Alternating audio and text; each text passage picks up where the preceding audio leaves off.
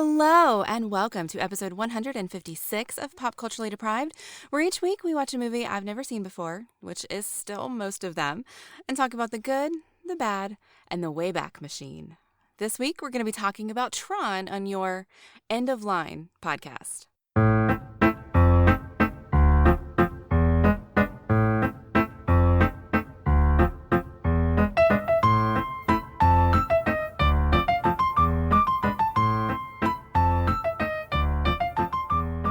I'm Mandy K, and you can find me using all of the newest technology on Twitter at Mandy K.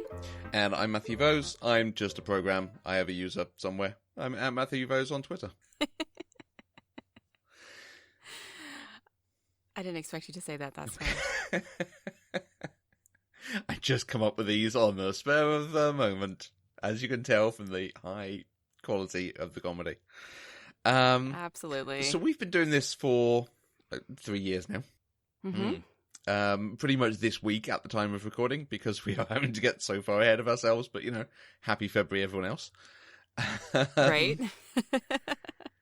There are a few films that we've done, and probably a number of films that we've done, that are the stereotypical, I can't believe you've never seen Die Hard or Ghostbusters or a few films like that. There are a lot of films that we've covered that, like, you know, I can forgive someone for not seeing Hello, Dolly, for Right. instance. But there are these, certainly for our generation, sort of really, really standard films that everyone's seen. Mm-hmm.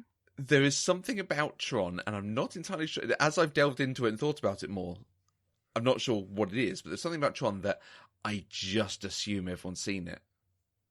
I can understand Die Hard and Ghostbusters, you know, they're a little out there, they're a little genre, or, you know, the sort of action violence of Die Hard. I can kind of understand someone saying, no, you're not seeing that.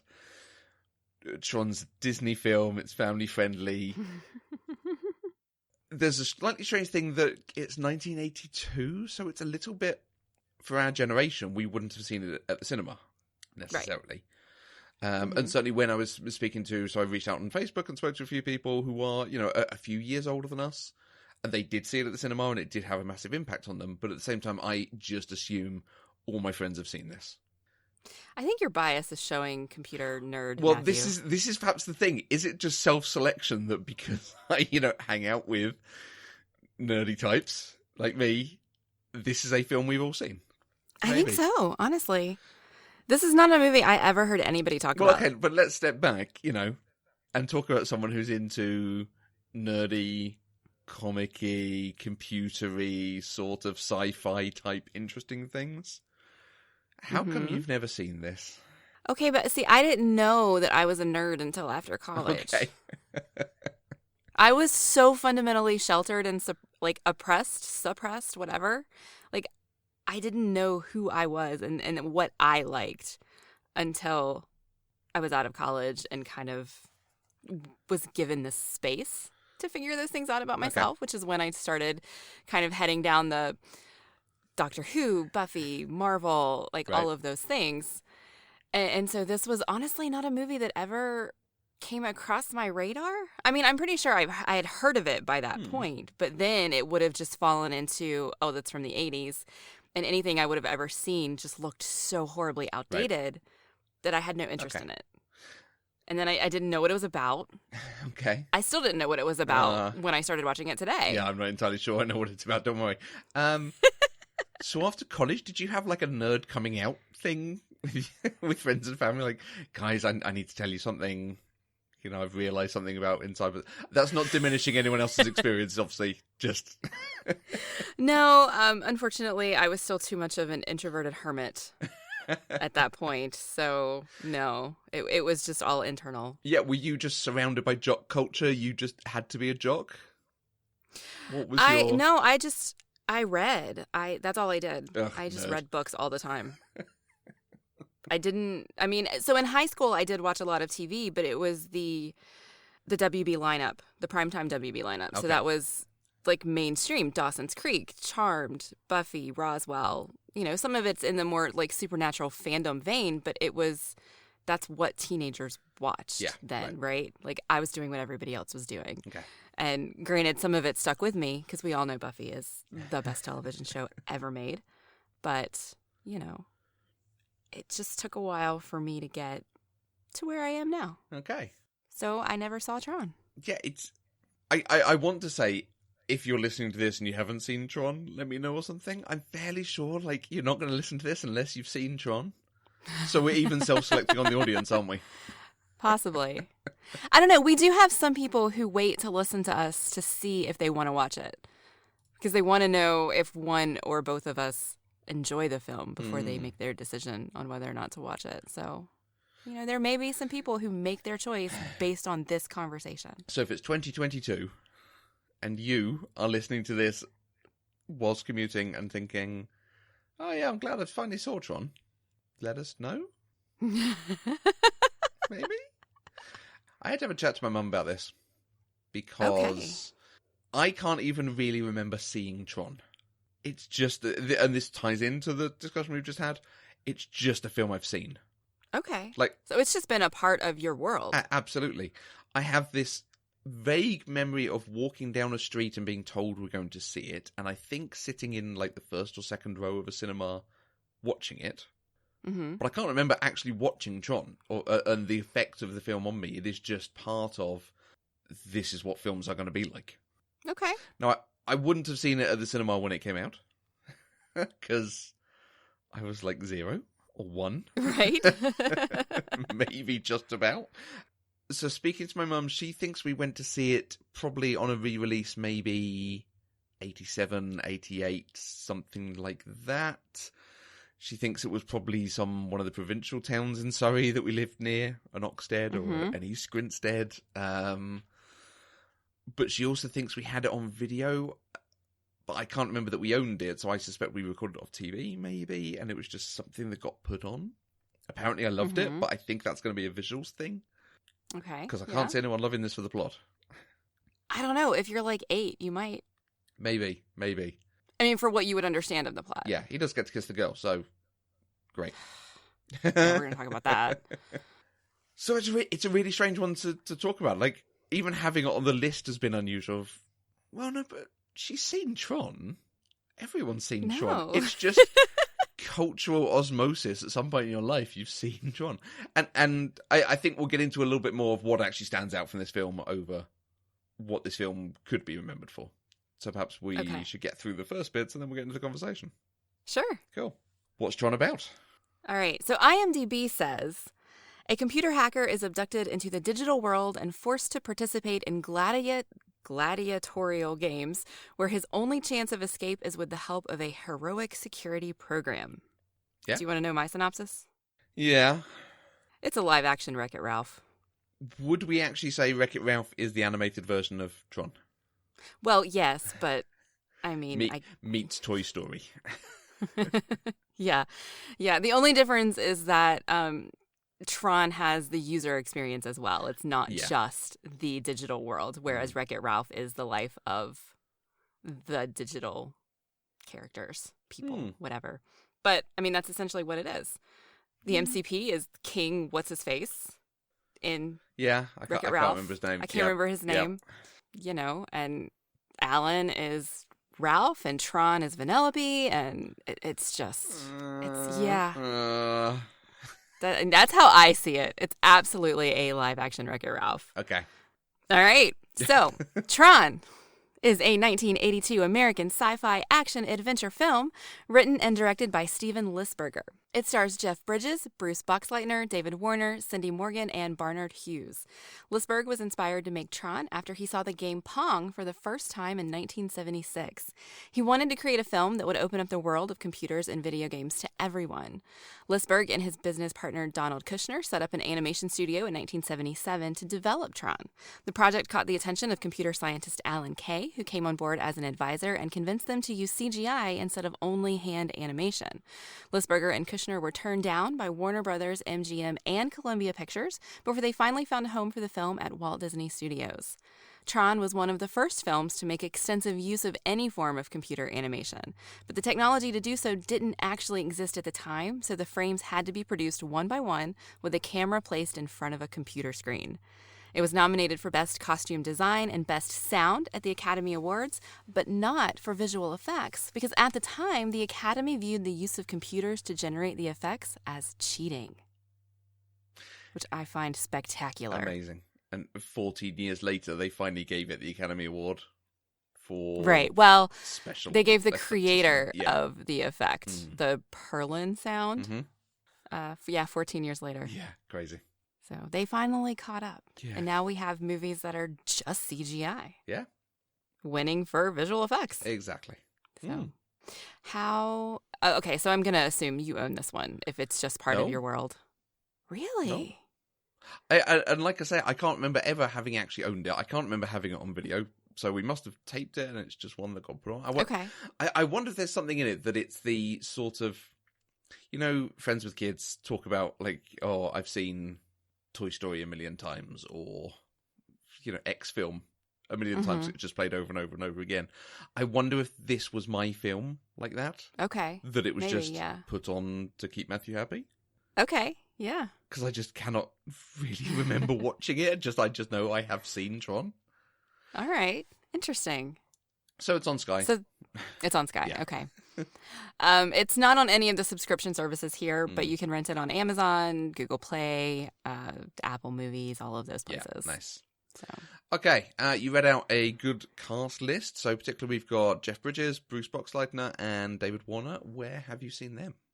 Jeff Bridges is just kind of a pop cultural icon. Like, I looked through his filmography and was surprised there were only a few things that I've seen him in.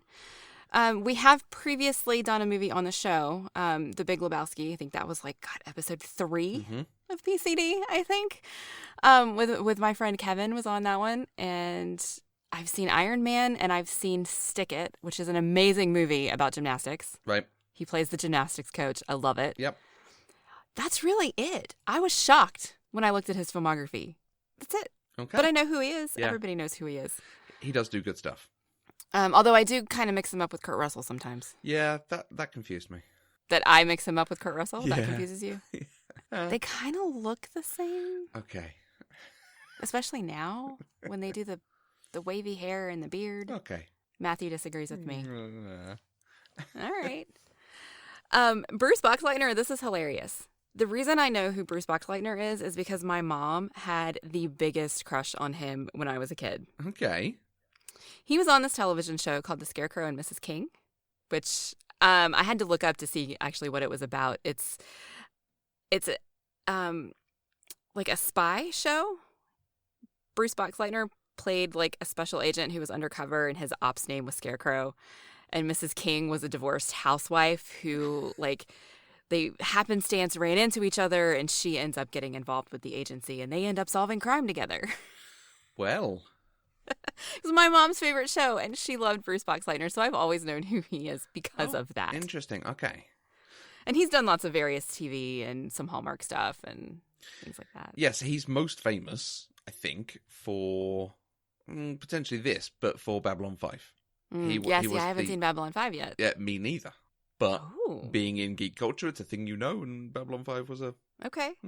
Yeah, no, he's the Scarecrow and Mrs. King. That's what I think of every time I see his face or his name. Interesting. Have not even heard of it, I'm afraid. And he's another one of those, like some of the Star Trek actors, just crops up in sci-fi TV shows. Yes. Things like Heroes and the CW shows, things like that. Right. Yeah. Oh, yeah, he was in Supergirl. Mm-hmm. That's right. He was the vice president and ends up taking over. He was the Donald Trump analogy, yes. Yeah. Yeah. Speaking of Star Trek actors, this also has David Warner in it, who we have seen a few times in some Star Trek movies. And I mean, that's where I know him, various TV shows, because he just crops up in things. And then he was also one of the bad guys in Titanic. Okay. The James Cameron one? Yeah. Okay. So we talked about him on Star Trek in the movies. We didn't talk about him on Star Trek The Next Generation, the TV show. Correct. Because he is very famous from being in Star Trek The Next Generation, the TV show. He's Gul Madred. who tries to convince Jean-Luc Picard that there are 5 lights. Oh, cool. Yeah. I did not remember that. No, he is a proper Star Trek actor. Okay. Yeah, his name pops up in Star Trek for various characters all over the place. And we recently saw him in Star Trek 6. Exactly, and Star Trek 5. I think so. Yep. Yeah. So. Okay, Tron. Having now seen this film that I assume everyone has seen, did you enjoy Tron? I did. It took me a little bit to get there. Mm-hmm. I had to get past some of my more modern sensibilities. Okay. Such as? Go on. I mean, has anybody who made this movie ever actually seen a computer? I mean, at this time in the life, had anyone? I mean, this is pre-mobile phones, pre the internet. I know. Pre the home computer. Yeah, that's true. That's true. But it was hard to kind of try and reconcile what I know about the origin of technology and where it came from and where it is now with kind of the groundbreakingness of this movie. Mm-hmm. Like, I recognize the special effects and all of that were absolutely groundbreaking and they were phenomenal and wonderful. Like, I could imagine like sitting in a movie theater in 1982 and having my mind blown watching this, right?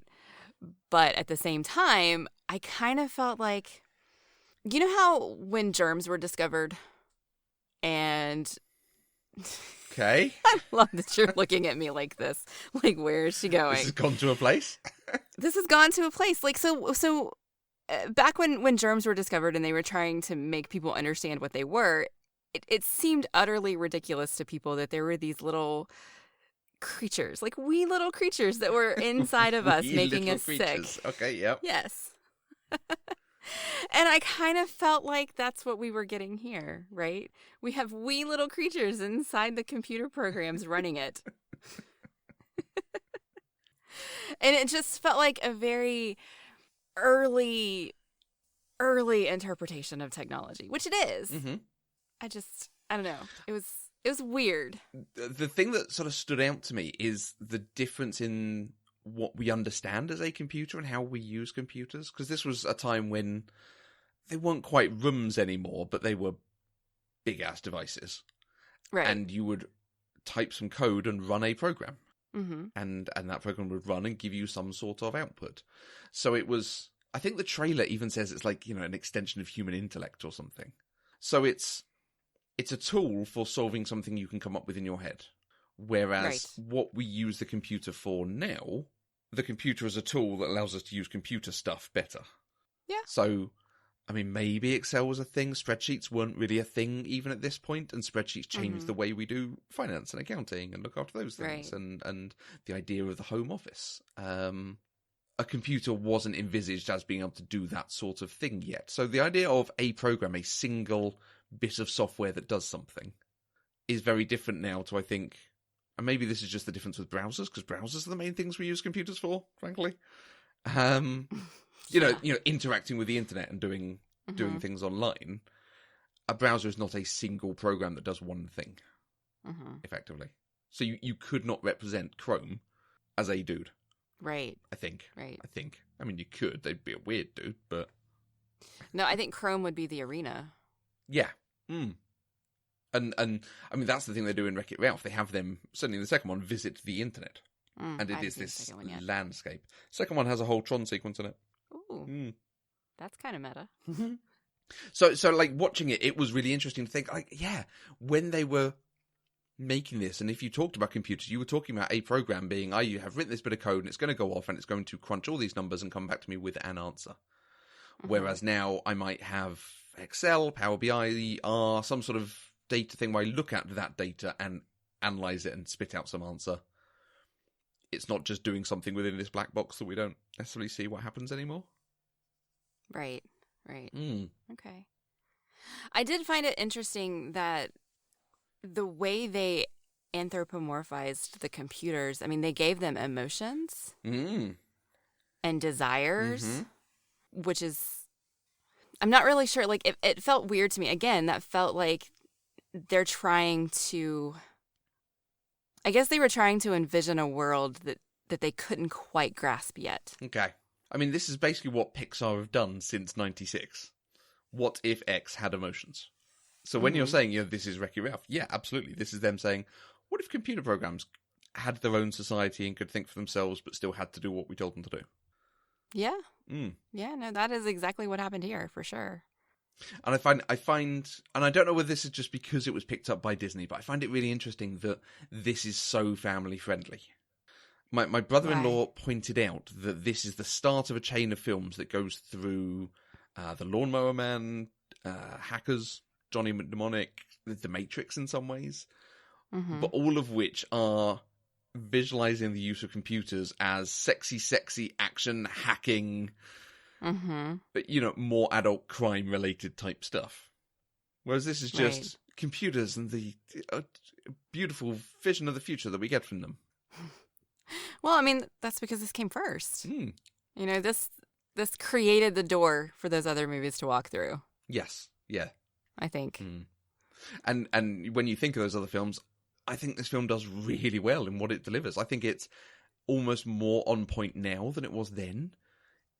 I mean, no one says the word AI or says artificial intelligence, but that's what the MCP is. It is an AI improving itself to eventually become Skynet, pretty much. Yes. Again, exactly. Using an analogy from a couple of years later. Right. I mean, this is the beginning of Skynet, right? Because this is the program is taking over a company. What's going to happen next? It's going to go beyond that, and that's when we get Skynet. Yeah. So this is just a tiny, tiny piece of that picture. So it's like it is everything that's in the discussion about AI at the moment, about having it online so we can learn from things, about having our phones and our digital personal assistants learning to be able to help us more. That is what these things... I mean, Clue and Tron, that is what they are. And that's what the MCP has become even more so. Yes. I think it's fascinating just how well the film has stayed relevant, has almost become irrelevant because everyone saw it and everyone knew it, and it was just, it's a silly kids film with flashing lights. And now it's like, when you look at it, this has got a really solid message about computer systems and throwing shields to take them out. Yeah, well, I couldn't tell if this is intended to be a commentary on computers and technology taking over, or if that's just an accidental byproduct of the story they decided to tell for entertainment purposes. Yeah, I don't know. I think the second of those. Okay. All right. I mean, and I think the story itself is very clever, and I think the story could even be repurposed today. Granted, I don't know what the second one's about. Okay. So maybe they did.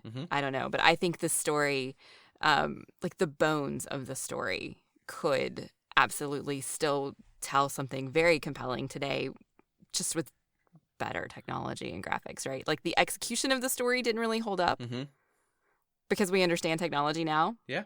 Better than we did then. But I think the idea for this movie was very clever. And that's interesting, because I don't think that the story lets the technology down. I mean, the core story is typical 80s, he needs to get from point A to point B to do his thing. It's everything we see in things like The Dark Crystal and all the Pixar films. It's fairly rote sort of writing. Okay. But the obstacles they put in his way are so new and different from what had come before. But I don't think any of that is actually speaking to technology, although it's still trying to carry out the core metaphor as what if inside your computer was a little civilization. Right. Because I thought at the beginning, when the MCP takes him into this world, the world needed to be called something. The world needed to be called Tron. Call the OS Tron, if that's what your title of the film wants to be, because there's no point of calling this film Tron, frankly. Right, because Tron's not actually the main character, the protagonist, and yeah, the film, he's just kind of there. It doesn't treat him as quite as important as the title implies. Right. Which is a bit weird. When Flynn is brought into the world of Tron, I thought he was actually going to get the evidence he wanted, so it was effectively going to be he actually starts out with the thing he needed, whereas most films of this type are like you're seeking something, and then you get it at the very end. Right. But it wasn't. Just at the end, it then spits out the thing he needs because of reasons.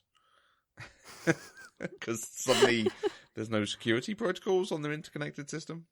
Don't know. Yeah, that plot device, plot money, whatever. Yeah.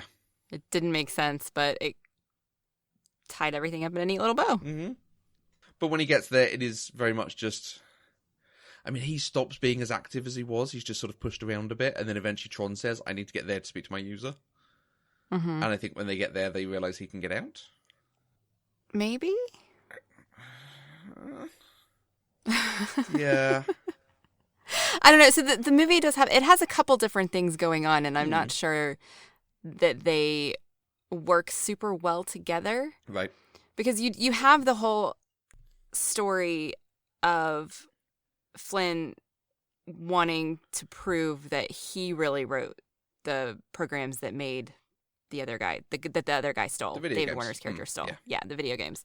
So you've got that as like, that's the bookend for this, right? That's driving how we get dragged into the world. But the movie itself is about what happens inside this virtual world. It's about how the programs interact with each other and like letting a user see that and taking down the MCP, not actually about taking down the David Warner's character. Sorry, no. What's his name? Dillinger. And I think those two stories could have been interwoven together better than they were. So it kind of got a little bit muddy. But I think it's forgivable given all of the work they had to put into making it look good. That's what I'll give them. Because they're two different departments. Writing it and making it look good. Yeah. So... Yeah. It's really hard because the plot is not a thing you comment on with Tron, I don't think. Because its legacy is about the way it looks and the way it presents stuff and the coolness of the world it presents. I mean, there's bits of the graphics, that opening where it shows the sort of, bits and bytes going up and down and left and right that then becomes the city at night. I mean, that was 100% stolen for The Matrix. They absolutely ripped that shot off. Okay. This is a film that is utterly in our pop culture. And I think I'm almost interested now for you to go to, in generally watching stuff, to suddenly see like, oh, that dude's dressed up like a, Tron dude, or, oh, they're playing the light cycle game. Okay. 'Cause these are just things you see in places and things you see referenced. And okay. And I suspect you have seen it, but you've just not realised. Either you've not realised what the reference was, or you knew it was Tron, because, like I say, it's just cultural osmosis. Yeah, no, I would have not known that it was Tron. Okay. At all. Okay. So you hadn't seen the light cycle races and the throwing the shield thing before? Throwing the shield reminded me of Captain America. Like, I could see maybe they took some of his fighting stances from the way Tron threw his disc, but that's the only thing. Okay. That seemed familiar. Right. Interesting. Yeah, you need to now shout them out when you see these things, because... All right. I did get a slight Star Wars feel from it. Yeah. With the carrier and the way Sark kind of was standing over everybody, and his little tank commanders felt like stormtroopers a little bit. Yeah. But, we'd had... Star Wars came first, two so... Star Wars films at this point, maybe even just around 3. Yeah. Yeah. This was them absolutely looking for, another thing they could spin into that sort of world. And I almost don't know why they didn't. Like, it was popular, it did well. How come this never had a franchise? Yeah, well, I mean, there were novelizations and video games that spawned from it, right? Oh, eventually, I can't remember if there was anything at the time. Maybe there was, like, a light cycle video game, but not the game of the movie, and there wasn't a sequel, or... No, there was a TV series. Yeah, for the sequel. Oh, okay. Fair enough. Yeah, there really wasn't a lot, was there? And it's a little surprising. Maybe it was just the expense of having to do these sorts of effects. Maybe. I did read that this was the first movie that used something called backlit animation to do a lot of the effects. Okay. And it was so expensive, no other feature film ever did it again. Okay, fair. Now that's interesting. So I'd assumed some of it was, we talked about rotoscoping for like the animating on top of the Disney things. I wondered if it was something along those lines of them adding some animation that way. I don't know. I read this whole long thing about it, and I didn't entirely understand everything I was reading, so I don't know enough about the technology. Tron was originally meant to be released at Christmas 1982, but the chairman of the board found out the release of Secret of Nymph was in early July. He rushed it to a summer release to be able to compete with that film. Which I think was a terrible idea, because it ended up competing against some really heavy hitters. Blade Runner and E.T. Poltergeist? I mean, if you're looking at the same audience, E.T. Yeah. You don't go up against Spielberg. I mean, it did relatively well, I think, at the box office, but they thought it was a financial disappointment. The studio thought it was a financial disappointment, I think. Okay. And that's actually probably why it didn't get the franchise that you would have expected it to. Which is a shame, because there are good ideas in this. I think that core metaphor, and could you have something just set inside the world of Tron? Could be quite interesting. Mm-hmm. Could do some fun stuff. You could even just have one about the gladiatorial events. Great, I'd watch that. I mean, I'd watch one of them, to be fair. Right. Yeah.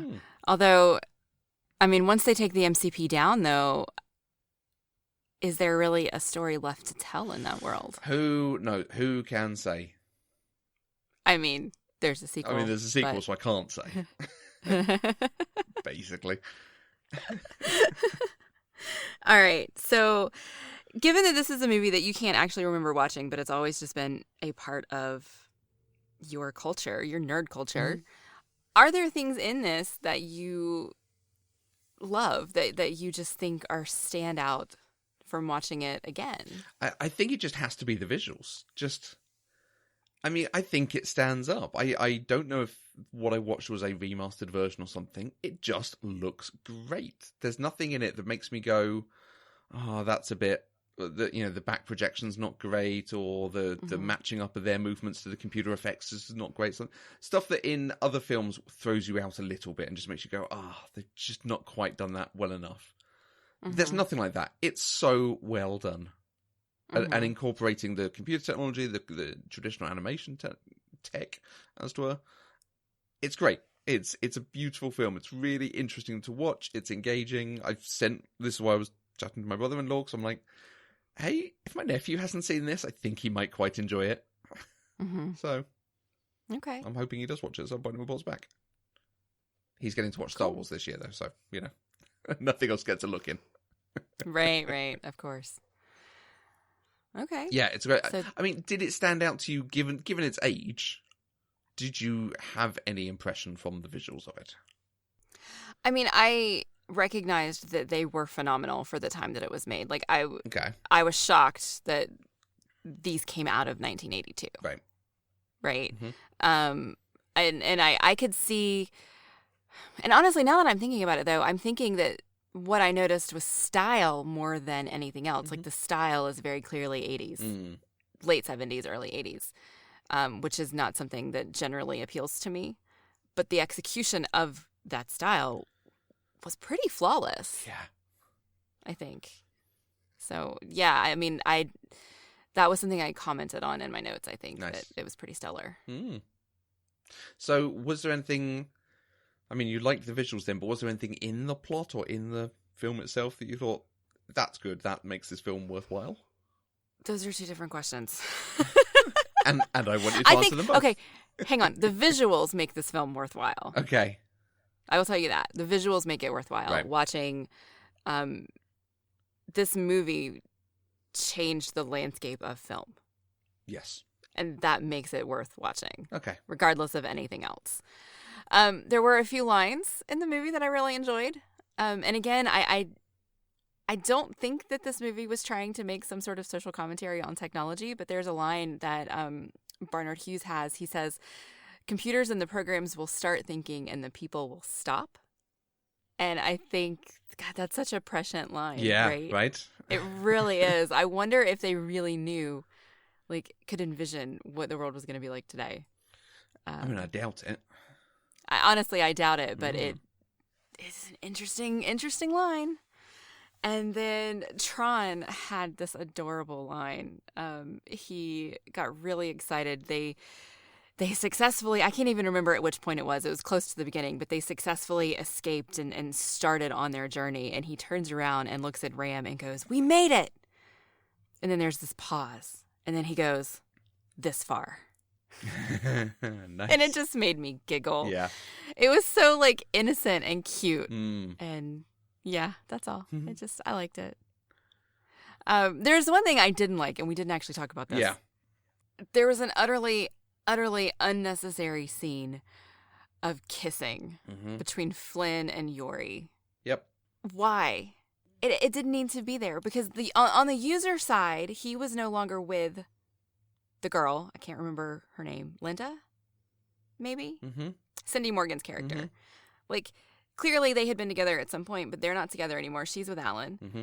And within the world, her program, Yori, and Alan's program, Tron, are together. Mm-hmm. So why does Flynn come in and kiss her? Yeah.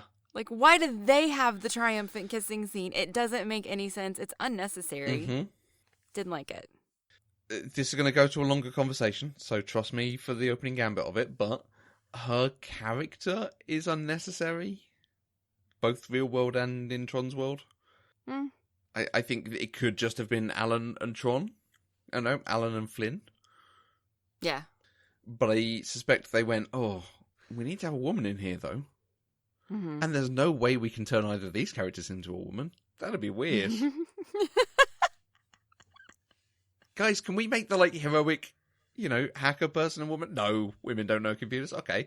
Can we make the heroic actiony person a woman? No. No one would believe that. Come on, Bob. It's tokenism, isn't it? And then, because you have a woman, no, I guess it and is. you have hunky Jeff Bridges, who looks good. Yeah, he does. Young Jeff Bridges. They have to kiss. They have to kiss. Now kiss. I mean, she is the one who has the clearance to get them in, and she's the one who gets, I can't even remember, but she's the one who gets, I think, Tron somewhere in the program world. Like, she does have a little bit of knowledge that they needed. But it could have very easily been given to somebody else. Yeah. Like, it was largely unnecessary. And, yeah, they didn't need... I don't mind them including a woman. Or including another character and making it a woman. But at the same time, none of the other characters are women. So it really does stand out like, oh, lads, come on. Yeah, a little bit. Yeah. Mm. I wouldn't have felt it as much if they hadn't done the kiss. No. Honestly, Yeah. It would have felt less tokenish. And then they return to it because she kisses Tron. And I think kissing is now new in this world. So she's like, it's a thing users do. I can't even remember what the line was, but okay. Right. Yeah. Pretty much. Mm. Yeah. That's it. Overall, I think it's good. It's worth watching. Yeah. If not only just because it was groundbreaking. And that's the sort of thing we would pick up on because we're looking at it with a different lens than just watching a film. Yeah. So, yeah, probably.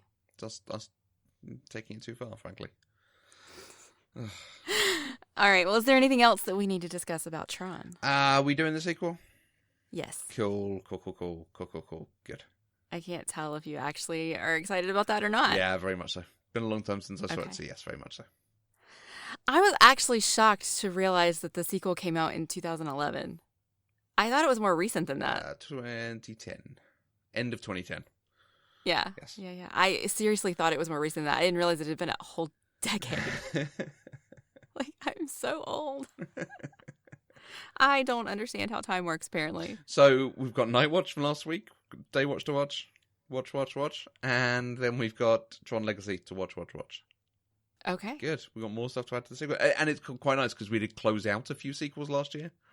or over the last year or so, where we watched Bill and Ted and Wayne's World and a few other things like that. Yeah. So let's build that list up again. Well, we've got a few more coming, close out a few more franchises coming soon. We do indeed. Yep. All right. Well, if you would like to join the conversation, you can use the hashtag PCDeprived on Twitter. You can find us on Twitter, Facebook, and Instagram at Eloquent Gushing, or you can drop an email to podcast@eloquentgushing.com. Pop Culture Deprived is completely funded by listeners like you through Patreon. You can get access to exclusive content, you can get early access to the content, you can get exclusive merch and stickers and all sorts of exciting things. Plus, your support helps us to develop new shows and keep the network running to the high quality of content that you enjoy all the time. If you want to find out more, you can visit patreon.com/eloquentgushing.